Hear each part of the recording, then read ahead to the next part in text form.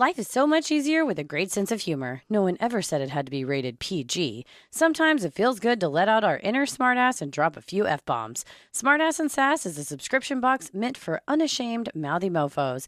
Get your fix of brazen humor each month. Smartass and Sass partners with some of the best small businesses to bring you trendy and snarky items each month.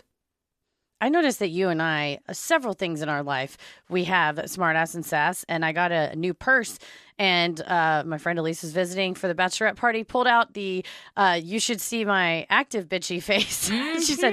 She's like, you got this? You got this with you? And I said, yeah, you know what? She goes, everything's just your personality. I'm like, everything's from Smartass and Sass. And then you and I both have the Don't Kill My Vibes bag that we keep stuff in. So I like it because not only do we match, but then people go, oh, that's very you. That's you. You are smart-assy and sassy. Both, and we can't help it. Subscribe at smartassandsass.com. Use code CREEPY for 15% off your first subscription and follow Smartass and Sass on social media for your daily dose of attitude. Ancient civilizations around the world have included imagery of this mythic beast in pieces that have lasted centuries. In each culture, it represents something different: strength, nobility, or an enemy to be defeated. But how did such a myth evolve in far-flung regions around the world with no connection to one another? Could these ancient monsters be even more ancient than we imagined? Are they hiding out, waiting to be discovered this very day? This week's episode is Dragons.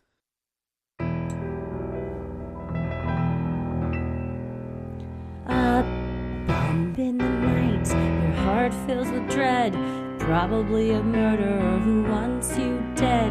It could be a ghost, a demon, or worse. Perhaps you're the victim of a witch's curse. It's hopeless, you're doomed. You'd call a priest if you could. You'd rather just listen to who? Sinisterhood.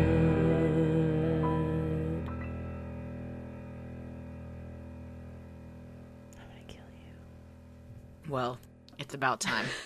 It is about time that we unearth what big archaeology has been keeping from us for so long. I'm even more convinced than I was a week ago that dragons, I'm not saying currently exist. I am saying have existed. At some point. Yes. Well, this has been kind of a bit between the two of us for a while, and we've sent articles back and forth anytime there's any sort of scientific discovery in the realm of it. But our Getting Into It tier Patreons came through for us and voted. We gave them several cryptids, and then one real animal. It's true. That's true. 2 cryptids and a real animal, and they voted on the real animal, which is a dragon, which is what we're going to cover today. And this has led us on an emotional journey of knowledge. We talked in our live Q&A last night about just all the things that we've learned in the last 5 days, even about mostly history. From our significant others who just like to drop these knowledge bombs on us out of nowhere, and it just rocks our world, rocks us to our very core. Things that they act as if everyone knows from science and geology, and we went to 2 different schools in 2 different cities, and neither of us were taught these things. So I don't think it's us. I can't prove that I wasn't taught these things. I can definitively say I didn't learn it. I can say I do not remember learning these things. I'll put it on me. I'm not going to blame my teachers because possibly we went through this. But yeah, when we were talking about when different species of dinosaurs were made extinct and by what means, Paris just nonchalantly went, oh yeah, that was one of the 5 great extinctions. And I was like, how the fuck do you know that? And he's just like, PBS, obviously. So maybe it wasn't even school. I just have not been tuned into enough PBS YouTube videos, perhaps, to keep up on what's been going on. I also went to a religious school for a good portion of my life. Part of me wonders, did they believe in dinosaurs? Perhaps I wasn't even taught about these. I don't know. Maybe we just went straight to Adam and Eve. I do not remember. I don't remember a lot from those years. But there's a good chance I did learn it and just didn't remember it. But I've learned a lot about time, the solar system, which dinosaurs. That is a joke. What we all thought we knew about the solar system. Apparently, we're all just rocketing through space all the planets and us just into infinity. We're not Heather and I attached. thought it was like a mobile where it was just stationary and we kind of turned around every now and then. Turns out We were wrong. No. Turns out also, Tommy just casually at dinner the other night said, I read a really interesting article about time travel today.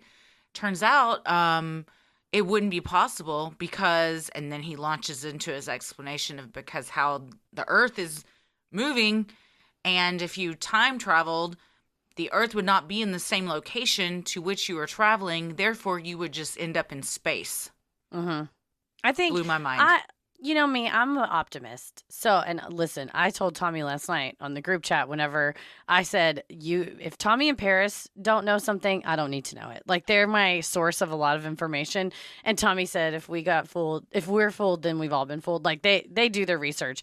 So, in my thing, I will say in this case, because I'm an optimist, I'm not disagreeing with Tommy. I never would. But it's not that time travel is impossible. I would argue that it's just more difficult. He's not saying it's impossible. Yeah. He's saying that if people operate under the time travel guise of, if I'm sitting in this chair right now and I time travel back 30 years, that I would come out 30 years in the same location on Earth. That is not what is possible. Because the same location you're at right now did not exist 30 years ago. Because the planet has moved. So you might still be in your same spot from that you start time traveling, but you're going to be like stuck in a wall or in outer space because the planet was not in this location 30 years ago. What I was saying, though, is it is possible to go to the same spot. You just have to also calculate distance and because they know how it's moving. But so you're saying you need to build a time machine that calculates all that? Yeah, it takes a lot of science, and I'm not saying it's easy. I'm just saying it's hard, and that's probably why we haven't figured it out yet. If Albert Einstein couldn't figure it out with that tongue sticking out in his picture, come on, that guy knew everything. Yeah, I mean, I don't know if that's the only thing holding us back from time travel, but perhaps it's one of the things. One of the several things that's holding us back. Yeah, we've learned a lot, and our goal is to teach a lot in this episode. Yes. And by the end of it, we're all going to believe that these beautiful winged creatures existed at one time or another. Yeah, I think I don't want to be too hasty in saying they're mythical creatures. I think you're right. I think that we got too much evidence. Here, I'm just going to say it right now. How can a dinosaur not be a mythical creature, but a dragon be? The only thing is the fire, which we got several good explanations of how that could have happened. That's the only difference between a dinosaur and a dragon is the fire. Yeah, I mean, there's flying dinosaurs that could, easily. Birds, we still have them. They're just tiny now. Yeah, or they're bald eagles. Oh, God. The bald eagles have landed at White Rock Lake near where Heather and I live. It's been a source of joy for the community. Mm-hmm. It's brought everyone together.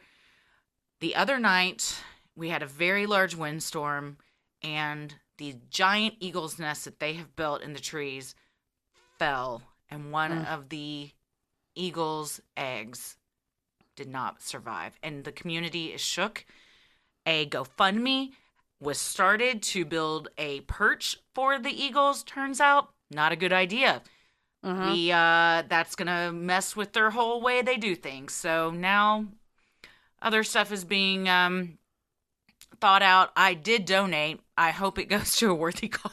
I hope it goes to an eagle. I don't think I'm getting it back. Some bird. I hope some bird benefits from that. I hope a bird benefits from my $50. I certainly do. But yeah, the eagles are majestic, much like the dragons. And also, I feel like if someone described to you, if you've never seen an eagle, if we did not have the documentation we have of eagles right now, and you described what it looked like, how big it was, how fucking big their nests are, a person could stand in that nest. It's huge. It was huge. You would think that someone made it up. Yeah. I mean, I feel that way about a lot of animals. Look at shit from the ocean. There's stuff down there that if someone, there are things down there that do exist. I didn't know a narwhal was a real thing until like 3 years ago. So, there you go. Because it looks like a unicorn fish, which people say unicorns aren't real. I mean, all these things that it's like all animals look crazy. So yeah. why is one animal less crazy looking than the other? And they have little tiny sea dragons. I that, saw those, I mean, the slugs. nuts. The sea slug things. They're wild looking. They And look again, like beautiful blue plants just that floating move around. and Yeah. flip upside down. It's wild. So that's the overall takeaway from all this was, yeah, like you said, animals are wild looking. You can't sit there and go, that's normal. A giraffe is a normal looking thing. It's insane It's stupid looking. as hell. Amazing. They're but beautiful. I love them. They're one of my favorite animals. Why is that any more believable than a dragon? There I'm you go. telling you, people get hung up on this fire thing. I got some information that's going to blow some minds. We got a herpetologist that has some ideas too. I got a beetle that has something to say about it. We got a lot to say. Well, I'm Christy, I'm Heather. and let's get into it. From Game of Thrones to Lord of the Rings, dragons are an integral part of pop culture and have been since the dawn of written history. The word itself, according to the book Dracone by Daniel Ogden, derives from the Latin word for Huge serpent. and the Greek word for.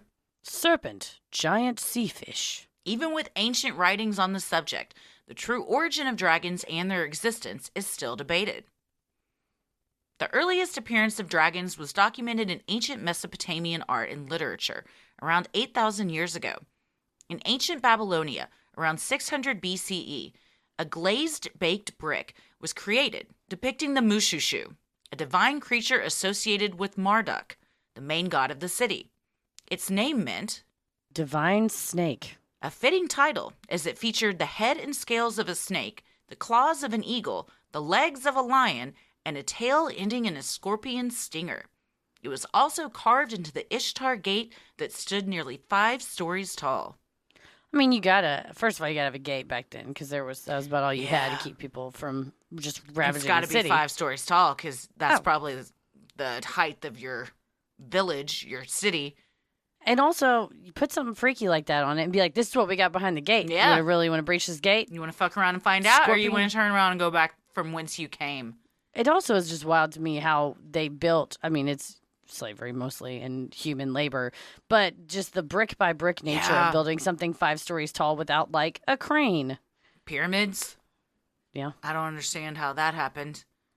Yeah, there's a lot that's happened in our history that is mind-blowing, to say the least. I think a lot of it's pulleys and whatnot. Did you ever play the great game, The Incredible Machine? I don't think so. They let us play it during computer lab time. I would give anything to play Is it that a computer again. game? Yep, it's a computer game, and you are given an object, and you say like you got to get the basketball in the hole, and the hole is on the top corner of the screen, and the basketball is the bottom corner, and it subscribes to the laws of gravity and physics, and it'll give you a fan to blow the ball, yeah. a trampoline to bounce the ball, and you basically create a Rube Goldberg machine. It was so fascinating, and I learned more. I think I learned more about physics than I did in a college course. Probably. It's also more hands-on. You know what game I bet you would like that is a current video game you could play is Portal. Is it like Incredible Machine? From what you just described, there are definite similarities. Each room is, it's a story. There's a story in the game, but you're going through these different rooms and you have to figure out how to get out of the room by doing a series of things like bouncing lasers off of things to make things happen, and it's very fun. It's very I've fun never to watch played it. too. I've Jonathan Colton sings the song at the end, or wrote the song at the end. Yes, of it. it's I love him. Tommy cried at the end. It's one of the Oh. most beautiful endings to a video game. It's very sweet and just like heartwarming, and the song really is the icing on the cake. Herodotus, the Greek author and historian, lived during the 5th century BCE. He wrote of winged serpents he saw in his travels. There is a place in Arabia, situated very near the city of Buto, to which I went, on hearing of some winged serpents. And when I arrived there, I saw bones and spines of serpents in such quantities as it would be impossible to describe. The form of the serpent is like that of the water snake, but he has wings without feathers, and is like as possible to the wings of a bat. He later elaborated on his description, explaining that the enormous creatures with bat-like wings could be found perched in frankincense trees and resembled the water monster Hydra in Greek and Roman mythology. Yeah, they would say you couldn't go under the trees because it was almost like now where there's a flock of birds out in my tree. Oh, man. And that at 5 o'clock, you can't go outside. The crows, it's like Alfred Hitchcock. Yeah, it's. I don't mind crows. I mind getting shit all over. That's what I'm worried about. Yeah, the sidewalks are destroyed. But Herodotus is called the father of, he's like one of the very first people that started documenting history in writing. Yeah. So either he's very accurate or massive troll. Because if you're the only one writing shit down, let me just say, as a person, the writer in my family, when you're the only one writing stuff down, whatever you say happened is what happened. You're controlling the narrative. Absolutely. I watched a very fun animated TED Talk about Herodotus today that was very interesting. This is what I am jealous of, is being 35 years old and when I was in my teens, not having access to the amazing, just descriptive, like intelligent, helpful storytellers. The other day, I can't remember where we got back home from, and I was like, I want to know about the Dead Sea Scrolls. So I typed in Simon Whistler Dead Sea Scrolls, and it was a whole thing from Simon Whistler's a YouTuber / fellow podcaster, and because I trust him. But having those resources, I think, where like that woman that talks about microbiology and vaccines and stuff that Tommy will send. She's like a PhD professor. From TikTok? And just like knowing that there are certain experts out there that you can kind of call on when you don't understand something in general, like me when I had to look up how civilizations work. But just having that on demand, it's one thing my dad was amazed about on the internet. He was just like, you can just read an article about sharks anytime you want. It's truly amazing. We're all used to it now, so we take it for granted. But when you stop and think about it, it's incredible. When Ella and Simon were both born, to see a baby experience things that we take for granted for the first time, like light, turning on a light switch and a light comes on, and the look in their eye, you realize, God damn, we take a lot for granted. It's a magical world. And we just it just washes over us because we're so used to it. We only notice it when we don't have it. But to see it through a child's eyes, experiencing it, may we all act like the internet just came about. Dragons have been an important symbol in Chinese culture for eons. Modern-day archaeologists unearthed a dragon totem that dated back to the Shah dynasty, China's first dynasty, that lasted from 2100 to 1600 BCE. According to China.org, the 3,700-year-old piece is believed by Chinese scholars to be the oldest dragon totem in existence. It's amazing that something lasts that long. That's time is unfathomable. It's also made up. China is incredible for the history. I mean, it's been around so much longer than the U.S. So it's hard for us to fathom something like this existing because we just don't have cool shit like that.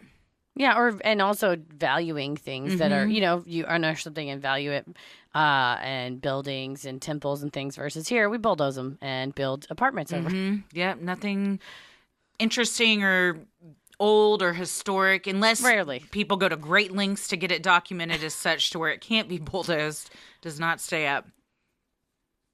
Emperor Liu Bang was founder of the Han Dynasty, the longest dynasty in the history of China, that lasted 400 years from 206 BCE all the way to 220 CE.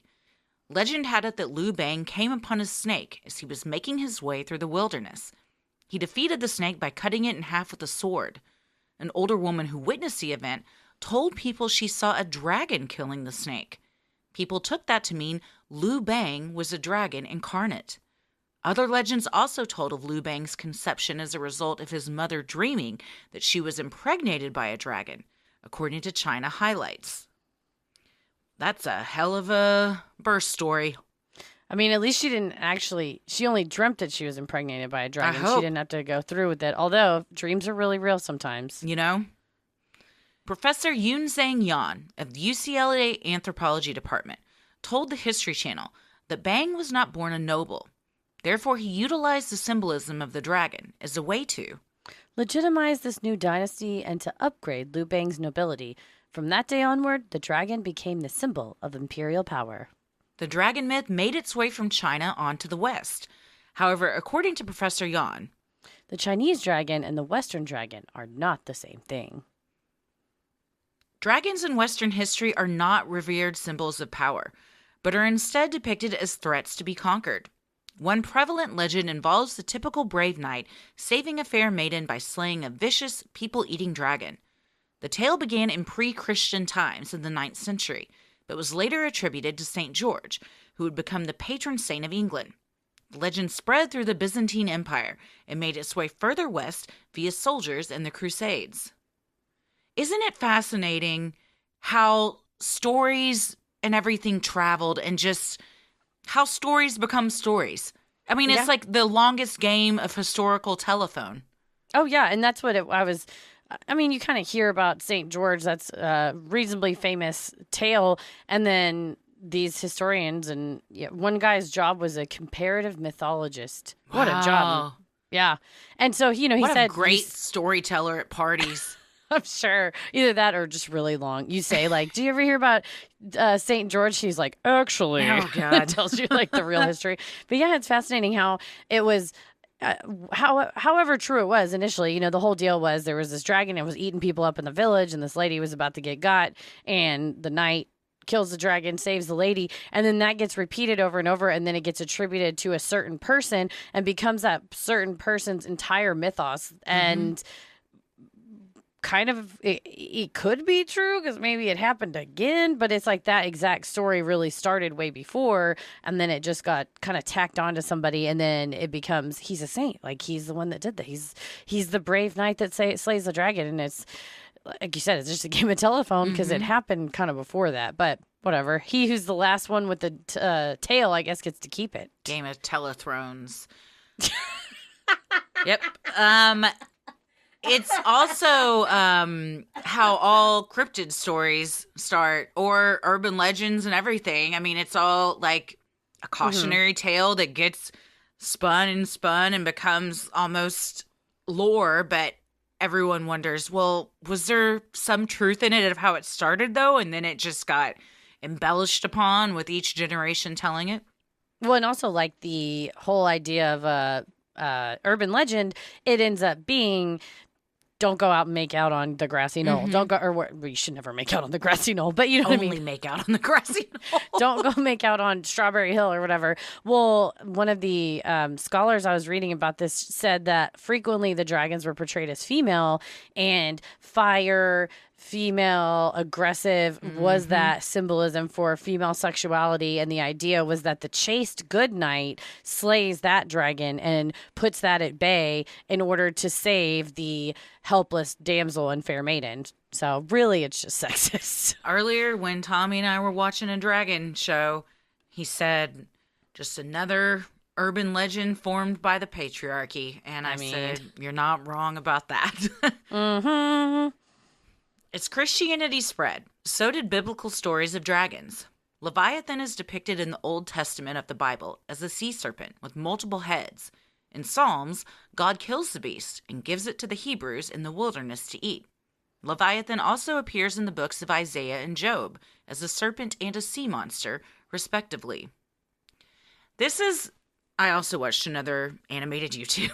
I mean, these aren't kid animations, but they are animated because how else are you going to draw a Leviathan? We didn't have cameras back then to take pictures of this bad boy. But, I love a good infographic. I feel like they're very effective teaching tools. It was very interesting, though, that what this person was explaining was that the story was that he was an accepted monster that lived in the sea, and he had been created by everyone else, by God, just like everyone else. So, he had as much place on this earth as anyone, I suppose. But you wonder, what did they really see? Yeah. Or were they just great storytellers? And it was just a fantastical fairy tale, essentially. Or was there some wild-ass sea monster in the sea, and they're like, we got to document this. Write it down. Write it down. I mean, there are definitely parts of the Bible that are historically confirmed, various tales, events that happened, locations that are talked about in it. So there's it's hard to say. a lot that's not. No, no. I mean, it is though. Like, it's not like it's. I don't know that you can say that we 100% somebody turned water into wine and that there was a giant sea monster or whatever. But I always talk about that professor I had that was her whole entire job was tracking the Turning water into wine, because that's a badass job. They called her Lady Vineyard, and she was a walking woman vineyard. And class was really fun. Yeah. But you don't want to know where the wine comes out of. Everyone brings in water bottles. You leave toasted. That's what we need in one of those wall things where you fill up your water bottles. But yeah. I mean, I think it's hard to say, okay, this part was real and this part wasn't, because like you said, they probably saw something. Something got written down. Did it come from nothing? Did you see a squid and then you kind of, embellish it a little bit? I think squids would be, if I saw a squid in today's day and age, I would be shocked. Back then, I would have been terrified and shocked. Yeah, a squid as big as a boat or something, or even a shark or a whale or whatever. Or just sharks. I mean, any animals when people didn't know about animal. I mean, the first person to ever see any animal, can you imagine? Mm-hmm. You just are like out minding your business and a fucking lion walks by? Yeah, or you're like or your friend tells you, hey, I saw this thing. It's kind of like a dog, but it's much bigger. Yeah. And it's got a bushy head. And you go, really? It's like, well, it's more like a cat. I saw this giant thing that was made out of like leather. It was about 3 times the size of me and it had a huge trunk coming out of its face that it was just sloshing water around everywhere. You'd be like, what? Did you eat those berries again? What's going on? That's definitely one where people would go off on crusades or whatever and then come back and go, you wouldn't believe this animal was as tall as a house. And you go, all right, Dale, really? It was as tall as a house? Like, yes, and its neck was the majority of its body and it was spotted and it had tiny little ears and a long tongue that it ate from the trees. You're like, Dale, come on, bro. What's going on? Are you all right? Really? The neck was that tall? Do they wear the bow tie under the chin or at the bottom of their neck? You tell me. Where are they supposed to wear it? But yeah, I mean, you'd sound absurd. You'd sound unhinged, absurd. yeah. Mm-hmm. In the New Testament, the term dragon is used to refer to the devil. With references to dragons throughout the Bible, the creature's place in the public psyche was solidified, as it was considered heresy to question what was written in the Holy Scriptures. And that's the other thing, too, is you read the book and you go, this is bullshit. And they go, well, draw them and quarter them. Gonna burn their head off. The stake. Yep. Yeah. That you couldn't really speak up for if you didn't totally agree with what the majority was believing. You just had to keep your mouth shut. Well, it's like the thing with time, and the Pope just decided that it went from October 8th to October 14th, and everyone just had to go, yeah, you're right, okay, because the time was all fucked up. It was in the video. I'll put it in the show notes so we don't sound like we're off our rockers. It is a real video from a scientist. But that was the power, I think, of the church back then, that it was time is meaningless. Today is October 14th. Also, dragons are real. Archaeologists have also unearthed representations of dragon-like serpent deities in societies of ancient Mesoamerican culture. The most well-known is Quetzalcoatl, whose name means feathered snake. Stories of this feathered serpent god predate European arrival to the area that makes up modern-day Mexico. This is a beautiful deity. Mm-hmm.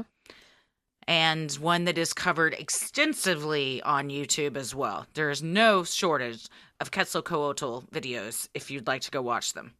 And they talked about it in, I watched the History Channel special, the real one, which we'll get into the two different.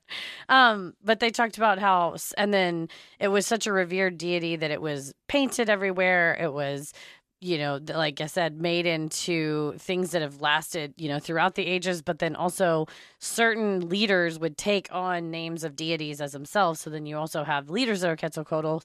And they also talked about that the legend was that he would come back as a light-skinned deity. And that was maybe some of the reason why when the Europeans colonizers landed on the shore, they were very welcoming because it was written into this myth that this giant, bird deity, not really bird, but like a serpent god deity would come back in another form.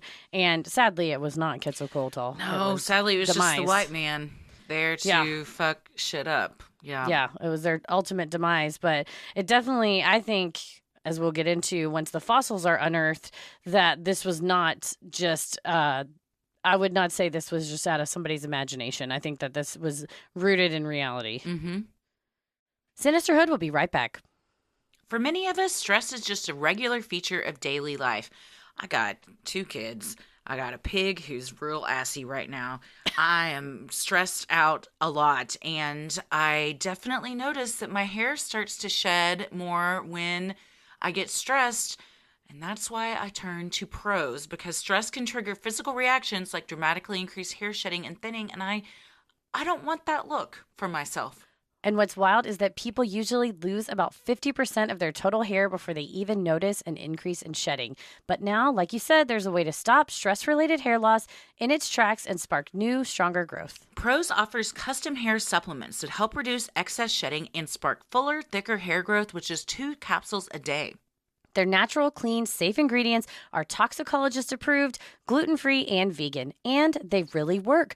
Multiple studies show that over 90% of women taking Prose supplements saw less shedding, more growth, and improved overall appearance in just 90 days. Try your own custom hair supplements and you'll get 15% off. Get yours at prose.com/creepy. That's prose.com/creepy for your free in-depth hair consultation and 15% off custom hair supplements. I was a sloppy shaver in my younger days, and I would just, grab a bar of soap, the cheapest drugstore razor I could find. And, it looked like Edward Scissorhands took a turn down. Mm-hmm. Like my every knee I would try to shave, your dunzo, shins. ankle area, shins, cut up, looked like somebody went at it with a lawnmower. Mm-hmm. But Athena Club's razor is designed with built-in skin guards to help prevent razor burn while being gentle on curves. The razor blade is surrounded by a water-activated serum with shea butter and hyaluronic acid, which is a holy grail for skincare.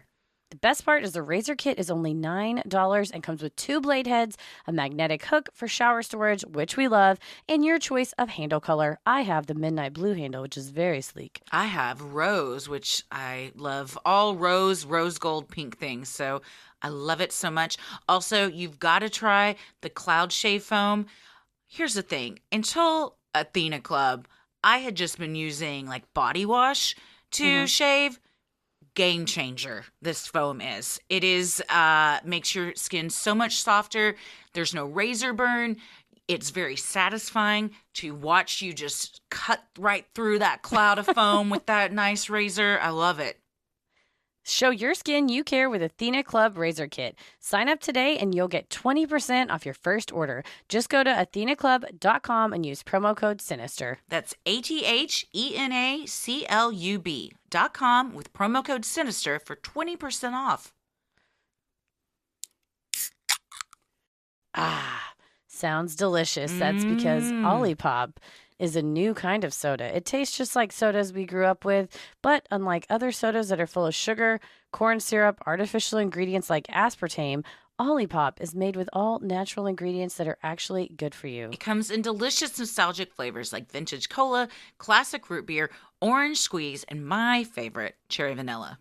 I love that classic root beer. As a kid, I guzzled root beer, and that not ideal for any part of my health. But with Olipop, I feel fine guzzling the classic root beer. And Paris loves all the flavors too. So does Tommy. It's like we fight over them in our house. They use functional ingredients that combine the benefits of prebiotics, plant fiber, and botanicals to support your microbiome and benefit digestive health. Olipop is much, much lower in sugar than conventional sodas, with only 2 to 5 grams of sugar from natural sources. No added sugar. Receive 20% off plus free shipping on your order. I recommend trying their variety pack. This is a great way to try all their delicious flavors. Go to drinkolipop.com/creepy or use code creepy at checkout to claim this deal. That's drinkolipop.com/creepy. Olipop can also be found in over 8,000 stores across the country, including Kroger, Target, Whole Foods, Sprouts, and Wegmans. On December 26, 1890, a newspaper in Arizona reported that 2 cowboys had encountered a winged monster resembling a huge alligator with an extremely elongated tail and an immense pair of wings. Seen in the desert between the Huachuca and Whetstone Mountains, the creature was unable to fly very far. The cowboys gained on the retreating beast, and shot it to death with their rifles. Like cowboys are wont to do. Couldn't just let it fly off. I mean, if you see something like that and you're a cowboy, nobody's going to believe you. So True. even though you should let the majestic beast go, they're like, we got to take this home. Nobody's going to believe us back at the roundup if we don't have proof of this thing. Down at the old saloon. What you should do, you got to befriend it like Falcor style. Yep. Then you get rides on the winged beast. Like How to Train Your Dragon. Done and done. When they got close to the body, they noted it was 92 feet long, with a wingspan of 160 feet. Its narrow body was only 4 feet wide. Its 8-foot-long head was similar to an alligator and had enormous round eyes. According to True West magazine, the cowboys cut off a wing to prove the monster was real. Supposedly, the creature's carcass was taken to a museum, but no photographs were ever taken. After that initial report, no one heard anything more about the Cochise County winged dragon. Man, if it's 160-foot wingspan and maybe they cut off the tip of a wing. I've got some questions about these measurements. That 92 feet long, I mean, I guess you just walk 1 foot in front of the other, old school style, to try and see how long that is. Every cowboy carries with him an old tape measure. And then otherwise, you're not a real cowboy. 160-foot wingspan. I mean, this is Game of Thrones style big. Yeah, it's humongous. I mean, it's airplane size. In It's big. 1890, did you think they just shot down an airplane? And they didn't know what it was? They When said did it's airplanes big. come around? It's big round eyes, and you could see straight through They're them. like, those are glass. There were 2 tiny people inside the eyes. Oh, no. They said they had dinner plate eyes, big round dinner plate eyes. Mm. Yeah, I don't guess that it was 1890. You probably didn't have access to a portable camera. So it's going to stay out there. Hopefully you get back in time to take it to the museum. But If you've got that big of a carcass that you've shot down, how did no one, I mean, it's not going anywhere. It would take a huge thing to eat that or drag it off somewhere. Yeah. Wouldn't you go back and tell everybody, and then somebody's coming back with a camera, or at the very least, you get like 100 people to confirm this story, and then it seems pretty legit. You got to get you at the time, whatever the equivalent of a sketch artist would be, to go sit out there, and then he draws it, and then you go back to town and you get, like you said, 50, 100 people, each of them tell their version, and then you compile them all into a composite sketch. And even if you can't take a picture, you got some kind of proof. I think they went back into town and showed the tip of the wing or the chunk of the wing that they cut off. But really, if it's only the end of it, that could just be That a could be giant from bird. anything. Yeah. A giant bat. Yeah. So, I mean, it's still impressive to have a giant bat, but Those things are that's the hard part. terrifying. Have you seen videos of those giant bats that live in like the rainforest? And they're like person size. Yes. Can't take it. Oh. Can't take it. Can you imagine? Like Again, that's something- those for real. Like we can't question those. Those do exist. Those exist right now as we sit here breathing. Those are flying around somewhere. They're huge. They're people huge. They're size. ginormous. Yeah. So if you saw something like that, then yeah, you would be like, that's a goddamn dragon. If you weren't, if you're just a cowboy and your first instinct was just to shoot at it with your Winchester. In 1910, Lieutenant Jacques Hinsbroek of the Dutch Colonial Administration received word of something strange. He was on assignment in eastern Indonesia when he was told of A land crocodile. on the island of Komodo.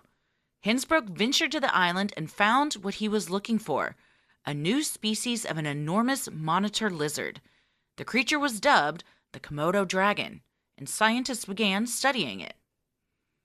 The discovery was notable because fossils of giant lizards had been found, but the assumption was that they were extinct. Like the discovery of the Komodo dragon, could it be possible that a winged flying reptile exists today in a remote area, ripe for discovery? So did you say you did watch the watched Animal it. Planet footage of the 3 Komodo dragons devouring a goat, and the 2 guys, the one guy has dreadlock, the white guy with dreadlocks, and he's like, "Get close, man." I Is think that the one he's you're watching? where are they? Are they in Australia? I have to say, I'd have to go back and look at It the seemed video. like he was Australian. But yeah, and then there's a guy for Animal Planet there and like a camera crew. And legit fear was in that host's eyes and everyone in the camera crew. The thing about the Komodo dragons is they're humongous and fast. They're I mean, fast 12 as miles an hell. hour. When you kind of hear, well, that's not very fast. It is if a fucking lizard with razor sharp teeth is running at you. That's very fast. I don't think I can run 12 miles an hour. I don't know. Yeah. I've never timed myself. Maybe if a Komodo dragon's behind you, but they run at the goat and they're devouring this goat, and really the only thing that keeps the hosts of the show from getting chomped up next is that the Komodo dragons are two full-on goats. Yes, he's got this giant stick that he's just ready to swing at a Komodo dragon, and he looks at the guy, the guide taking them out there, and says, "What happens when they're finished with that goat and they're still hungry?" And he's like, "Yeah, we should get out of here. They're gonna come after us next." And they do try, but its belly is so big and dragging the ground that it can't move. We've all been there. We all have plans. We want to get out. We want to go do something. Then you have a bunch of queso and chips, and you just can't do it. You can't move any further. I'm stuck here where I eat. Well, and did you also see the part later where they put the venom into the meat? Yes. And so the Komodo dragon meat, the guy bites for his own spit to see how it deteriorates a raw steak. But then they inject Komodo dragon saliva into the raw steak. And the one with the Komodo dragon venom, that thing just rots from the inside out instantaneously. It's wild. It's not even like the venom will kill you immediately. It's that it's like gangrene. It would cause gangrene on your skin. I think it's more so when the Komodo dragon, because they were just swallowing parts of that goat whole. They weren't even chewing it. So then their saliva, the bacteria in it, or in the acids, break it down so it can digest it and not have a big old tummy dragging on the ground. It was disgusting. Just over the course of 3 days, I mean, it was completely gray and just eaten up. But it's pretty fascinating that that's what happens in their bellies, so they can. I mean, that's probably similar to snakes and stuff. And different types of I mean, I don't know. Untold. I'm not a veterinarian. Please don't DM me about how I don't know what I'm talking about, Well, because there's I just already untold. know that. It's just untold amounts of what different creatures can do. But imagine it's 1910 and you've seen a crocodile, which is fucked up enough to see. That's crazy. Crocodiles are crazy. They're one of the dinosaurs. craziest looking animals out there. And then also I saw a video of I can't recall if it was a crocodile or an alligator whipping itself up out of the water where majority, I would say belly button on a human size, like upper half is out of the water whipping around. It's crazy that it can do that. So that's already wild enough. And then you hear that there is a, 5-10 foot long thing that runs at you on all fours like a land croc. And you say, oh, blimey, it's here. Well, alligators and crocodiles can both be on land, can't they? Yeah, I think it just I know doesn't. alligators can. This animal just doesn't also spend a lot of time in water. That's Yeah. why they call it a land crocodile. But you see a giant ass lizard and you go, those things don't exist. We have fossils, but it's not real. And then it runs at you and you're like, fuck, it's a dragon. Yeah. God. And the way they run with their arms, like, oh man, they just they look like they're, it looks unnatural. It's They bizarre. run. I feel like they run intentionally. Oh, and yeah. it's frightening. No, they've got, I mean, they looked at them with blood in their eyes saying, you're next, but sorry, we filled up too fast. That goat did not stand a chance. It was, No, it's sad. we'll put it in the show notes. It's not for It's the faint of nature. heart, but it's not the worst animal video like that I've seen. It's more interesting than horrifying. And I think, too, until the guys were really standing next to him, from far off, the Komodo dragon didn't look that big. And I think I always thought that they were, a Like a foot long, little bit bigger like than a a chihuahua. bearded dragon. Yeah, Oh, I no, had they're no big. clue. They're big They're boys like a and girls. person. The girls were smaller because he was Yeah. like, here comes a female. And she was significantly smaller. What's that movie with, who's Sarah Jessica Parker married to? Matthew Broderick. What's that movie? Not The Graduate. Ferris Bueller's Day Off. No. Election. Huh? Election? No, it's him, and and there's a Komodo dragon, and he's involved with, like, smuggling it back. I want to say, Al Pacino's in it, maybe? This is a real movie. Interesting. I'm not making it up. I'm Googling it right now. It might be called War Games. Addicted to Oh, Love. man. This is my knowledge of Matthew Broderick films. Let's see. We already said Ferris Bueller. Was he in the producers movie? Freshman. Oh, interesting. I didn't know it was about a Komodo dragon. It's yeah. It's Matthew Broderick, Marlon Brando is who I was thinking, not Al Pacino. So I There you go. was like a third right about all this. Yeah, Marlon Brando wants a Komodo dragon. It's very funny. It's like a true crime comedy, funny movie. Don't do it, Marlon I think Brando. you'd like It ain't it. worth You would like yeah? it. Well, I love Matthew Broderick. Mm-hmm. He's great. Please don't start crying about his storied Shut up. career. Let me just tell you guys. Heather got real emotional about Robert Downey Jr. this weekend at her bachelorette party. It's important to know the setup. I was talking to Gypsy, who loves Marvel movies, and I said, everybody here is like the characters from a Marvel movie, and I'm going to just give you guys who you are. And Gypsy said, who am I? I said, Captain America. She said, I would be Tony Stark / Iron Man. And I think what made me cry is she goes, because he was creative and he brought everyone together. And then in the end, he made the ultimate sacrifice to help everyone. And I was like, oh, and I just started sobbing. And then I started thinking about Robert Downey Jr.'s life and how he had a second shot. He did. Got a second shot. And I just started sobbing. He's great. You labeled me Captain Marvel, You're Captain Marvel for sure. which I have not seen, so I gotta watch it because I don't know if Man, and that's I good or would. bad. It's so good. I'm assuming it's at least it's somewhat favorable, or you wouldn't She's have said just it. superhero. And also it's Brie I guess Larson. they're all superheroes, so that's good. And it's Brie Larson, and I saw it with Leanne, and it's like a good female empowerment movie Yeah, too. yeah. I need to see it with Ella. She loves Marvel. Oh, She's would very love it. into Spider-Man right now. In 1971, University of Texas graduate student Douglas Lawson was performing fieldwork when he unearthed something amazing. Beneath the dirt near Big Bend National Park in southwest Texas, Lawson found long, thin bones. His professor determined they were wing bones from an ancient flying dinosaur. Lawson named it Quetzalcoatlus, after the deity. Later, specimens were found to have wingspans up to 18 feet. Further investigation showed Lawson's original find had a wingspan of nearly 40 feet, making it the largest flying creature of all time, according to the National Park Service. They have a pterosaur set up. You can go and look at recreations of the bones in Big Ben, and I'm totally going to see it. Oh, yeah, on your honeymoon. I've decided. Yeah, I'm gonna see that's it. a good one. And I think in the initial, they found not that many of the Quetzalcoatlus at first. And then when you start building it out and you go, oh, this actually is like really fucking big. And they found them all the way up through Canada, kind of like up across the Rocky Mountains upward. So various types and with various different, there was a little smidgen differences here and there. Well, like all of us, they're also different. Quetzalcoatlus, it turned out, was a type of pterosaur. These flying dinosaurs were alive during the Jurassic period that lasted from 199 to 145 million years ago.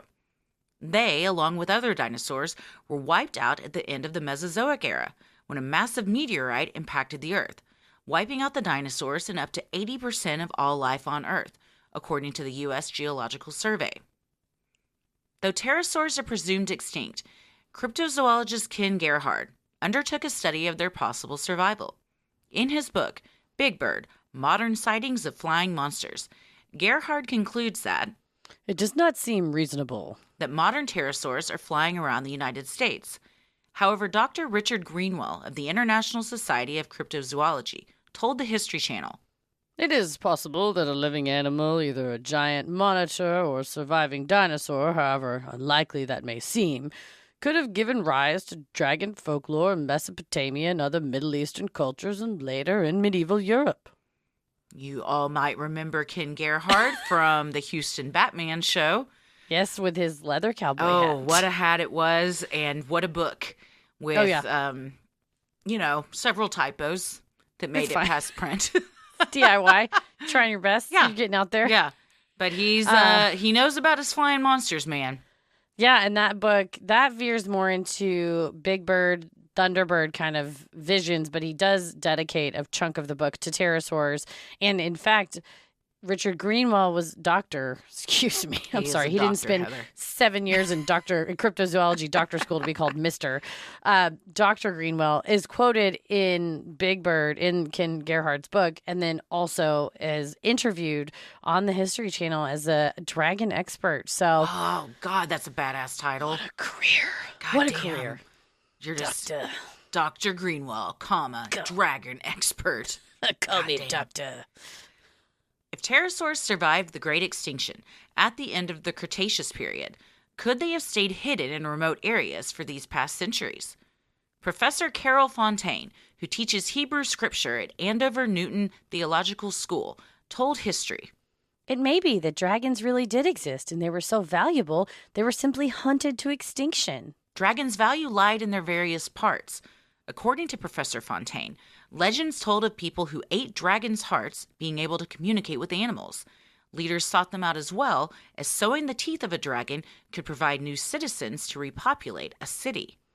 So if you eat a dragon's heart, you Dr. Doolittle yourself. Then you don't even have to go to cryptozoology school. You're already a doctor. You know what, though? If you could talk to animals, that dragon would say, please don't eat my heart. So, I mean, it's like, which came first? Mm-hmm. The animal talking or the heart? Because you eat a dragon's heart, then you talk to a fellow dragon who was like, hey, man, that was really messed up what you did. Larry was a good guy, and we all miss him terribly. He had a family. He had kids. You see a tiny dragon that's like, have you seen my dad around? And you're like, yikes. Yeah. I have some news, kiddo. Yeah, I'm and so sorry. And it's on you to tell that little dragon, because you can talk to it because you ate its daddy's heart. You got to fess up. Mm-hmm. You got to fess up. With great power comes great responsibility. I wonder often, I don't know that I would want to be able to talk to animals because I feel like I would feel a great responsibility to pass their messages on, and it would just be like a full-time gig. That's selfish of me, but that's how I feel. Yeah, I mean, I think as someone who doesn't want to just be talked to all the time, I like some quiet. I want to be able to go into a room and recharge. I feel like I would just be hearing nothing but arguing and constant chatter from what's going on in this house alone. And then you go out, people are walking their dogs, there's cats. I mean, rats, squirrels, you can't get a moment's peace. The birds in the trees, I feel like, I think nothing notices me, but my concern would be the squirrel is like, oh, really? You went with those tights today? I'm like, damn it, you're so mean. They just roast you every time you leave your house. Fucking mean. Or you have a real Cinderella moment and they become your besties and they start making you like clothes and stuff. Oh, that would be fantastic. Sought-after dragons may have been hunted into hiding. Dr. Greenwell's hypothesis was that they existed in remote regions like the Congo, saying, Of course, it is possible that there are large animals still unknown to science in different parts of the world. Cryptozoologist Ken Gerhard seems to agree with that line of thinking, writing, It does seem within reason that a group of these animals could populate remote parts of Mexico's unexplored mountains or the marshes and jungles of Central America. So here's where I differ from Dr. Greenwell and Mr. Gerhard is I'm not saying that these are still in existence, but they seem to say it could be possible, I guess, much like a Bigfoot situation, that there's just areas that are unexplored where they're hiding, like all cryptids. Yeah, I would say I think when you go to cryptozoology school, the number one rule is dwell in the possibility that you can't. That's the first rule of cryptozoology school. Yes. Well, it's you don't talk about cryptozoology school. And the second rule is dwell on the possibility. But I mean, he went on. Dr. Greenwell, who I believe, if I'm not mistaken, has passed on to another realm, would take trips to the Congo or to other highly dense brush areas trying to find creatures. But the thing is, if a creature don't want to get found, it's not going to get found. There are, I think, remote areas that people don't generally go to, or at least not up until recent years have gone to, because they are dangerous, isolated. One of our many top 20 Miss Mojo or Watch Mojo videos we watch, both of them, was like 20, I think it was something like 20 places that are too dangerous to visit, or 20 trips that are too dangerous to take. And one of them was an island called Snake Island. Oh, God. Well, and it is an island. Don't go to filled with Snake Island. Just a bunch of fucking snakes. That's all that was there, are snakes? They said within every 1 square meter around you, there's something like 9 snakes. God. I mean, it's just like everywhere. The legend is that pirates stuck a bunch of snakes on the island to keep people from finding their treasure. So which is great security system. Better than a giant gate. Better than it, yeah. But then how do you go back and get your treasure? Because all these snakes are everywhere. That's the irony. Snakes fuck. Here's what it blew up in their face. You got to tell the pirates, snakes fuck. And if you don't pay attention to that, then you're going to have a place that's no longer called Pirate Treasure Island guarded by snakes. The snakes are like, we're rebranding, and it's Snake Island. It's a Snake Island. We've taken your treasure. It's ours now. Yeah, the snakes are like, and guess what? We don't need currency, so we eat it and throw it in the ocean. But now it has only recently been where researchers will go there wearing real thick boots, I imagine, and then studying the snakes. But for, a long time, there was this, there could be an island or like with the Komodo dragons, there's areas where I'm not saying it's a fire-breathing legit dragon, but something that we're not aware of is out there living on an island that we can't go to because it's too far away or too remote or too cold. Yeah. Antarctica. I'm looking at you. Always looking at you, Antarctica. That may seem far-fetched, but it is entirely possible. So-called Lazarus species are animals presumed extinct but later found alive. The coelacanth, an ancient type of fish, was believed to have gone extinct at the end of the Cretaceous period 65 million years ago, alongside pterosaurs. In 1938, a living, swimming coelacanth was found off the coast of South Africa. Prior to that exciting discovery, all we had of coelacanths were fossil records dating from between 80 to 360 million years ago. The fish were believed gone until this amazing discovery. That's fascinating. And also, just dwell in the possibility. This, Exactly. You never know. This coelacanth. Sadly, though, was it just one? No, I think there's more. Okay. I think they found more, and I buddy? think they're still around. I didn't do a deep dive on coelacanths. See what I did there? Deep dive. Nice. Because it would be sad if only one, and then you're, no pun intended, you're a fish out of water, and you don't have anybody around that like you can relate to that knows what you've been through. It's sad. And you got to find another fish that everyone thought was extinct, and then you get a fun little Disney story out of it. The last coelacanth coming to you from Sinisterhood Children Books Incorporated. That is a company that we need to We have too many children's books. Yeah. Sinisterhood will be right back. You guys want to hear something that's truly gruesome? 9 out of 10 Americans suffer from some type of gut issue. Gas, bloating, diarrhea, acid reflux, all of the above. They're so common that most people think it's a normal part of life. Probiotics are supposed to be an easy way to support your gut and immune system. But according to research, 99.9% of the probiotics on the market die in your naturally harsh stomach acid before they get where they're needed. That's not the case with Just Thrive. Studies have proven that their proprietary formula arrives 100% alive in your gut so it can do what it's designed to do. It's vegan-friendly, gluten-free, dairy-free, histamine-free, and non-GMO, and safe for just about anyone at any age, including kids and moms-to-be. Plus, it's been loudly endorsed by some of the biggest health luminaries on the planet. So if you're looking to give your body the crucial immune and digestive support it needs so you can feel your absolute best, there's nothing like the award-winning Just Thrive probiotic. Get 15% off when you go to justthrivehealth.com and use code CREEPY at checkout. Time is money. Don't waste either with repeated trips to the post office. With Stamps.com, you can skip the trip and focus on how to take your small business to the next level. Stamps.com lets you print off official postage right from your computer and saves you money in the process, so you can spend less time at the post office and more time making your customers happy. I've encountered all kinds of wild shenanigans going in the post office, and let me tell you, it's fun. It's a hoot to see. I love, like we said, love our postal workers. I love the delivery person. I love the people behind the counter, but I don't love the long lines that stretch all the way to the door that keep me from. I still have to go in to check our P.O. box, but I can skip the line that forces me to just waste time. I can try to work on my phone, but it's not going to help because I'm listening to all of the shenanigans in the post office. So I cannot be as efficient as I want to be, but Stamps.com, I don't have to go. Save time and money this year with Stamps.com. Sign up with promo code CREEPY for a special offer that includes a 4-week trial, free postage, and a digital scale. No long-term commitments or contracts. Element is a tasty electrolyte drink mix with everything you need and nothing you don't. That means lots of salt with no sugar.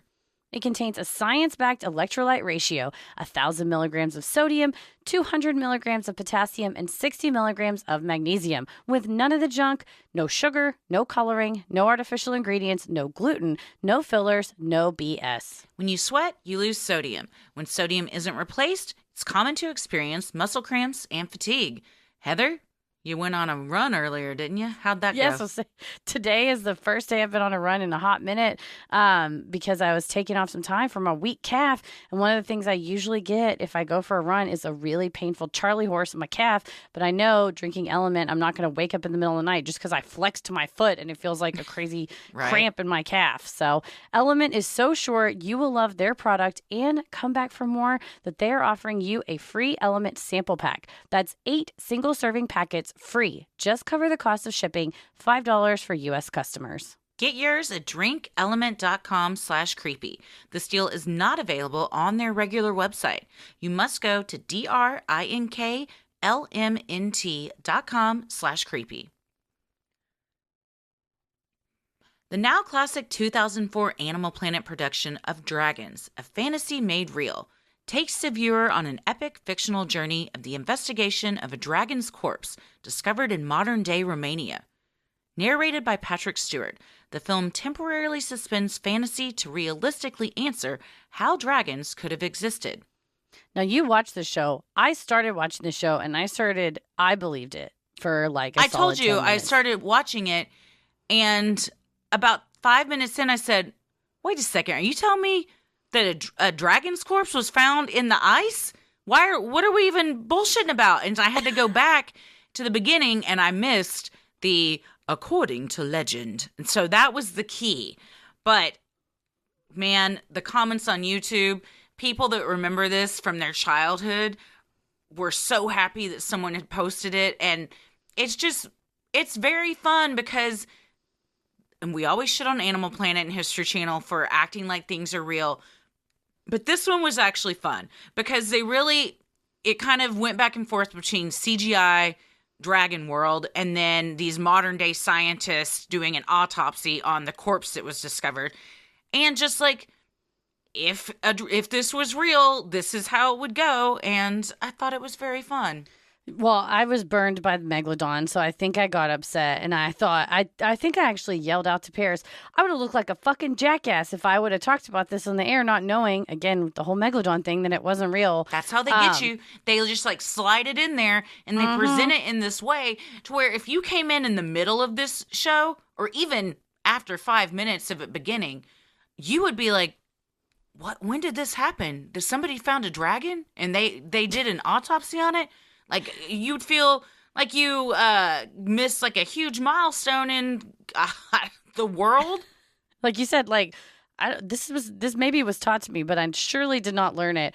I looked up reviews of it, and one guy said that he found it for sale at Walmart and went back and bought it, even though he was like very suspicious. And he said, is anyone old enough to remember the first Christopher Reeve Superman movie? Its tagline was something like, "You will believe a man can fly." After watching this movie, I can only paraphrase, "You will believe that dragons lived." I was like, damn. And then that was in 2005. So it was probably, enough time for a Walmart DVD. And I read another review from 2007, which would have been 3 years. The internet exists. 3 years after it was reviewed or after it was premiered. And someone said, you know what gets my goat is that it was advertised and they implied that they really discovered the corpse of a dragon. My brother talked me into it. Then at the end they said, surprise, we were just kidding. And it was just this whole long thing about how pissed off they were. Shame on these people who promoted it as real. Shame on you. I expect more honesty from the Discovery Channel. Well, it's like, listen, we've been there. I feel you. I think you said those exact words. But it's funny to me that it was, I watched Megalodon right when it came out. This was years later. But again, it was 2004. It's 2022. I still fell for it. Till I scroll down, like you said, in the comments, and people are like, I remember from my childhood, this was so magical to watch. So I love that it made such an impression on everyone. And I love Patrick Stewart's voice, so I'll listen to him all day. Turns out the British version had a different narrator. Yes, Ian Holmes, I believe. Got to get the American version with Patrick Stewart, so it sounds like Star Trek. Yes. In the show, a group of men skiing in the mountains of northeastern Romania come upon several ice caves.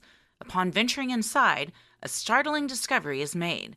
Human remains dressed in 15th century armor lay before them, preserved in their icy graves. In a separate chamber from the fallen soldiers, the skiers discover the cause of the men's demise, the carcass of a fully intact frozen dragon. This hook, line, and sinker. For it being when it was 2004, the imagery isn't bad. The effects aren't bad. I'm telling you, I was all in. While performing an autopsy of the dragon, scientists discover a pair of leathery organs in the beast's chest cavity. At first glance, they look like a second set of lungs. However, when one of the scientists punctures the organ, hydrogen gas hisses out. These, it appears, are the dragon's flight bladders and are what would have allowed the heavy creatures to take flight. So everyone's always asking, how could these big boys get off the ground because their wings couldn't support their body mass? This is how. They answered it for you. It lifts you up. Mm-hmm. You know, I feel like if you punctured something inside me, that gas is going to hiss out. And then you would feel lighter, wouldn't you? Like you could take flight. Dragons, a fantasy made real, also answers the number one question on everyone's mind when it comes to the winged reptilians. How could they have possibly breathed fire? The show posits that dragons would have had sharp, pointed teeth for ripping flesh, as well as flat molars for grinding purposes. Specifically, these flat teeth could have been used to crush up and eat rocks rich in platinum, found alongside rocky cliffs and mountains. Platinum, combined with hydrogen from the flight bladders, would have been able to cause a combustion. The result? A fire-breathing dragon. Fuck yes, this is what science is about. This is what I'm talking about. Everybody's hating on, couldn't have happened. Fucking right here, here's how it could have. Boom, blammo. I made Tommy watch this part of this video because I couldn't understand. I forgot that the flight bladders had happened, and I kept thinking, do we have hydrogen in us? What is going on? I Googled the atmosphere from back then. Turns out the atmosphere, when dinosaurs were around, was actually 50% more oxygen, which helped make them grow and thrive so much. I know. Who knew? I So you're guess saying, probably a lot of people. could we be a lot taller if there was more oxygen? Perhaps, yeah.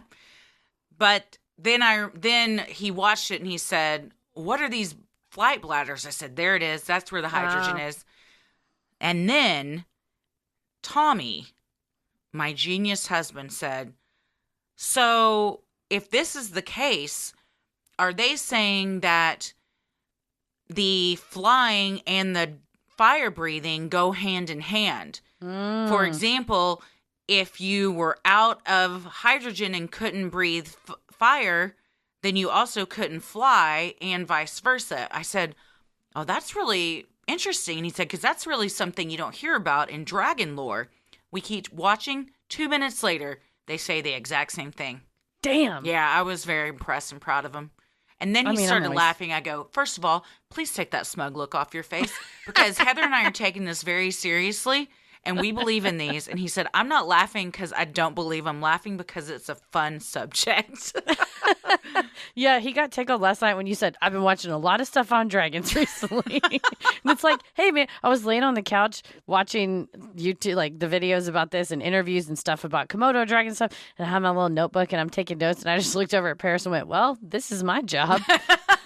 So this is fun. I had to watch that part about the hydrogen so many times today, and I did not have headphones in. And I'm like, Donald, everyone outside the door is just like, God, she's watched that video about dragons like 6 times in a row. She's obsessed. And it's all for research. Well, but honestly, that does make sense, though. I think so, too. Hydrogen platinum. Much, much smaller than a dragon, though equally capable of defending itself against predators, is the bombardier beetle.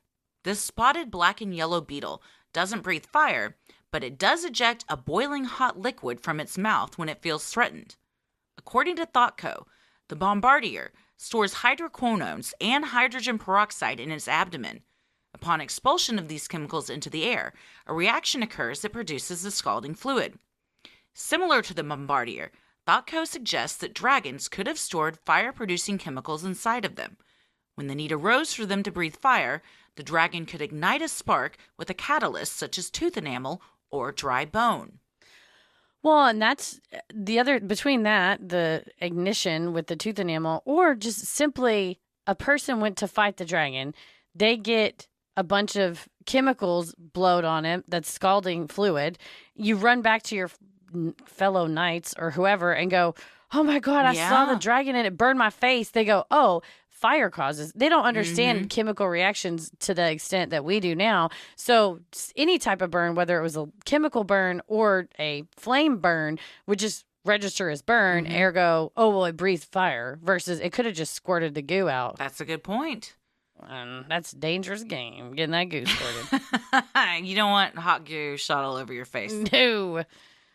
Despite the convincing and entertaining hypothesis from Animal Planet, herpetologist Rachel Keefe, author of The Anthropology of Dragons, A Global Perspective, has some bad news. Unfortunately, no, we do not have evidence of dragons on this planet. We do have evidence of very cool extinct animals that were kind of similar to dragons, but no fire-breathing six-legged vertebrates, I'm afraid. Even so, she points out living species like Draco volans, a flying lizard, or certain species of flying snakes as a more realistic type of creature than dragons. She also points to cobras and lizards who are able to shoot things from their bodies, like blood from their eyes or slime from their tails, as creatures with modern-day similarities to dragons. So while actual Game of Thrones-style dragons may not necessarily exist, Keefe suggests we focus on the amazing animals that do. It's important as an evolutionary biologist to understand how things change over time so we can predict how things will go in the future and also learn what's the best way to take care of the animals we have today. Also, beetles, like if you see how they evolve, clearly the dragons that are, or the lizards that are shooting stuff out now, that could have, they're shooting stuff out now. I feel like Keefe is, she's oppressed by someone and a higher up, and she's not supposed to speak the truth. She's kind of dancing around it like, well, we don't have evidence, but we do have evidence of other things that are like it. Wink, wink. And certain things that are extinct, wink, wink. P.S. evolution, wink, wink. So, yeah, when you see all these type of various, I don't want to say skills, but the attributes of the certain lizards that can fly or certain species that can shoot themselves from one branch to another, it may be that they're the chicken and the dragon was the dinosaur that they came from, Cryptozoologists, however, point out that many species, like the Komodo dragon, the platypus, the okapi, the giant squid, and others, started out as merely myths until their existence was proven. Dr. Richard Greenwell told History, "It's possible that bones were found, fossils were found, of a large pterosaur, perhaps more than once, and that these were identified as a flying animal, and they may have concluded, that these were flying dragons." Whether it was the misunderstanding of unearthed fossils, the presence of flying reptiles, or just separate legends created by multiple civilizations, the myth of the dragon will continue on, at least until they make themselves seen once again. So what do we think? Well, I think we've proven it. I think we've proven it. I think here we are. If you weren't a believer before, you are now.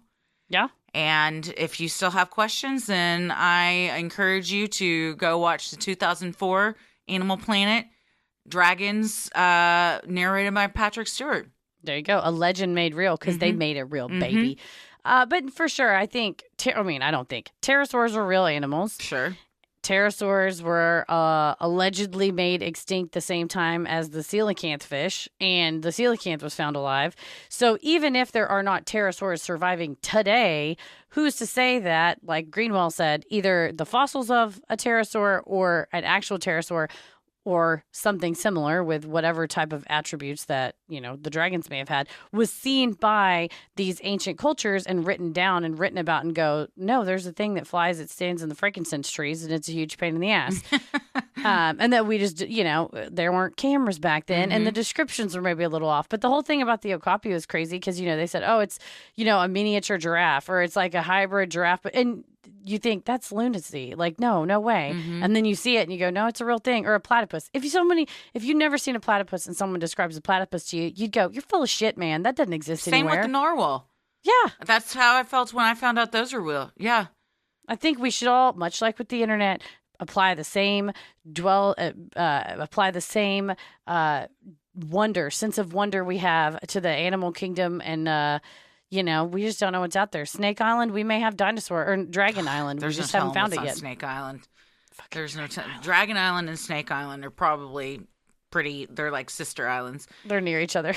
I just can't, and I sound like an idiot, but I just can't. It's hard for me to be like, okay, dinosaurs, which are fucking wild. Like, look at dinosaurs, look at all of that, and then you're like, yeah, these were real. We all accept these were real. But then dragons somehow aren't, when the only difference is the fire, in my opinion. Now, I'm not saying like 6-headed dragons that, each had with like 12 legs and shit. I'm not talking about like those types of dragons. I'm talking about like it looks like a dinosaur, but it just happens to breathe fire. To me, that's just a fire-breathing dinosaur. And if Animal Planet, their speculation was right, I mean, I'm not a scientist, but what they said makes sense. And we know that this beetle can do stuff, and there's probably other animals too. So I think that the biology could be there from my very limited knowledge. Yeah.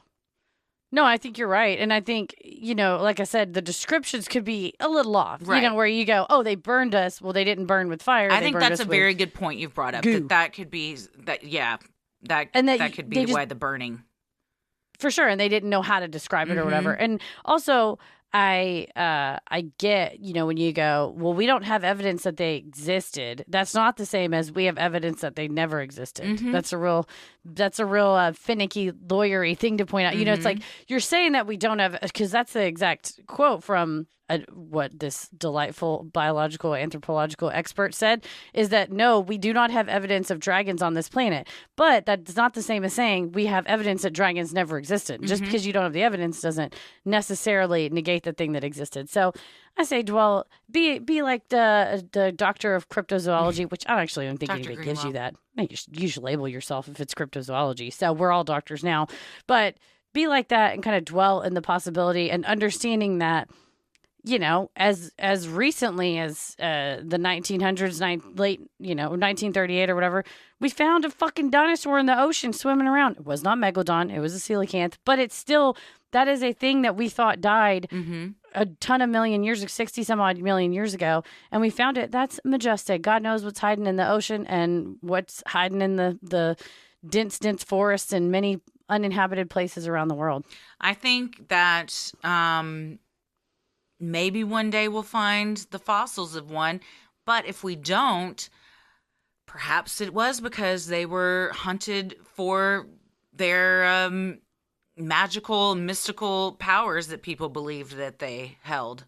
And and if people took the bones and ground them up and used them for whatever, then you wouldn't find that. Or, we find, because new fossils are discovered all the time, you find the fossils of a type of a pterosaur that did have that beetle type thing.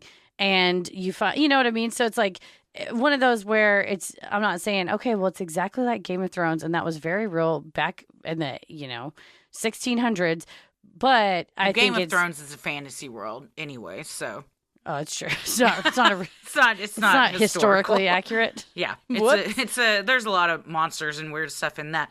But yeah, I'm not saying that, but I'm saying like if there could be that, like, they found bones that were super long. It's like a super long spine, and you go, shit, if you really drew this out, that'd be pretty big. And then as a paleontologist finds it today, go like, yeah, I mean similar, but not quite. And here are the differences because we know more. I'm waiting for it. I'm waiting for happening. it. I feel it. I feel it's coming soon. I feel it coming soon. You know what else I feel coming soon? What's that? Some comedy. Hey! Probably I'll talk about dragons and dinosaurs at some point in the show. Time. Yeah. This Friday, the 25th, we've got The Cult and Hot Dish. The Cult at 7:30 and Hot Dish at 9, both at Dallas Comedy Club. The Cult is me, Heather, Tommy, Ray Fisher, Nick Scott, and Jade Smith. And then Hot Dish, I know you and I are in it, and then a lot of other funny people. So it's going to be 2 super fun shows. If the weather was like it was for your bachelorette party, you could set out on a patio. Yeah, I think it'd be patio heaters. Weather. Yeah. It's gonna supposedly snow in Dallas this week, Tomorrow. and then not anymore. It'll go away and be nice. So that's who what knows? happens in this part of our fair land. Snip, snap. Mm-hmm. We love providing Sinisterhood to you at no cost, so if you like what you hear, consider supporting the show by donating to our Patreon. We're a small operation, creating the show for you by researching, writing, recording, and producing it ourselves. Any amount is sincerely appreciated and helps offset the cost of making and hosting the show. As a thank you, you'll also get some sweet perks like ad-free episodes, a Sinisterhood sticker, membership to our exclusive Patreon Facebook group for those enrolling the airwaves and getting into it tiers, special shout-out on the show, monthly bonus mini-sode, and patron-exclusive video and audio content, including Am I the Asshole, relationship advice, Judge Christie, Dear Sinister, What It Drama, true crime headlines, and so much more every Friday. In February, we've been doing docuary, so Friday the 25th is going to be our last docuary where we watch a documentary in advance and then get on Crowdcast and discuss, but even if you didn't make it in time to be there live, the archive versions and audio-only versions are also available, so you can watch the film and then feel like you're chatting with us about it. This Friday, we'll be discussing Free Solo, which I've been wanting to watch for a while, so I'm very excited about it. You also have the fun perk of access to our Discord server, where you can connect with other fans in real time and discuss the latest in true crime, share personal ghost stories, or just post adorable pictures of your pets. We hop on occasionally, and we host monthly Q&As on Crowdcast, where you can ask us all your burning questions. We had one last night. It was super fun. So much fun, and we talked all about time. So take an MC, turn it on. It's a great time. For our patrons not in the U.S., you have the option to pay in pounds or euros, saving you the cost of the conversion fee. And annual memberships for all tiers are also now available. Those that select this option will be rewarded with a free month of membership. For more details on all of this and specific member tiers, visit Sinisterhood.com and click Patreon on the top banner. And make sure you stick around after our sign-offs to hear your shout-out. So many of you have been tagging us in pictures of you sporting your sweet Sinisterhood merch. Please keep those pictures coming. And if you want to get some cool swag like t-shirts, mugs, totes, and even clothes for your kiddos, visit Sinisterhood.com and click shop in the top banner. The best thing you can do to help us grow is like, review, and subscribe on Apple Podcasts, Spotify, or wherever you listen to your podcasts. And please tell a friend who you think would like us to check us out. It means so much to us and really helps podcasts like us get more exposure. You can follow us on Instagram and Twitter at SinisterhoodPod and like us on Facebook at Sinisterhood. Christy, where are you at? I'm on Twitter at Christy or GTFO and on Instagram at Christy M. Wallace. Heather? I'm on Twitter at MCK versus the world and on Instagram at Heather versus the world. As always, the devil rules the airwaves. Keep it creepy.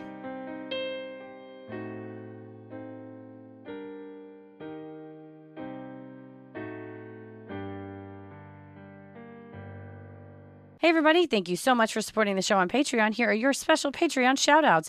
Jen Roy. Jerusa Rogers. Jess Kitless. Zeph Moongarden. Alice Young. Also, Sarah M. You're the worst, but I love you, boo. That's from Alice, not me. I don't think you're the worst. Maddie V. Deirdre Harrington. Amber Huey. Leah Colley. Ellen Olson No. Jenna Gravely. T. Holly Levitt. Frankie and Dave. Alyssa. Karen Ferguson. Chris. Bobby Grego. Helen Roberts. Tizemore Cheese. Christine. Thank you guys so much for supporting the show. We couldn't do this without you. We sincerely appreciate it. We hope you pronounce your names correctly. Stay safe, stay healthy, and keep it creepy. Sinister.